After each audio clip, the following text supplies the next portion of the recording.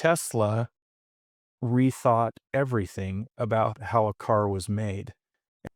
And that's not to be critical of anybody. It's just, the No, of course nature of not. the beast. But I think that there is a unique opportunity right now because of the change in technology in recent years, for the shortliners to truly innovate again. And I think that the linchpin to it is automation, in some form, whether it's full autonomy or whether it's partial, it doesn't matter, but that's where it's at. And if they can start to incorporate that into their equipment, everything changes. So we have some customers right now that we're working with on projects like this, where we're not trying to automate the entire machine, but we're using some very straightforward and simple methods to automate certain functions on the machine.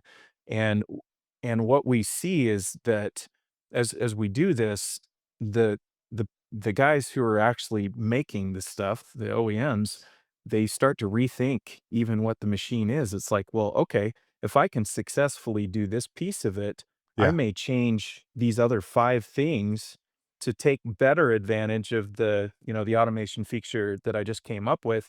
And, you do that a couple of times and you look at what your output is, and it doesn't look anything like No. what you started with. Yeah, it's a 180 to your point, and you Yeah. could you have the ability to make that 180 change.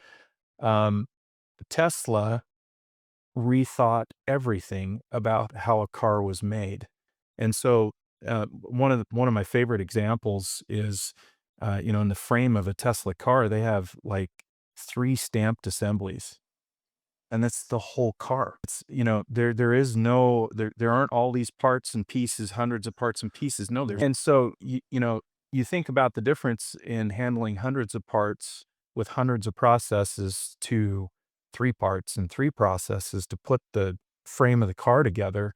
And just a manufacturing standpoint, there's all kinds of benefits there, but there's also other benefits.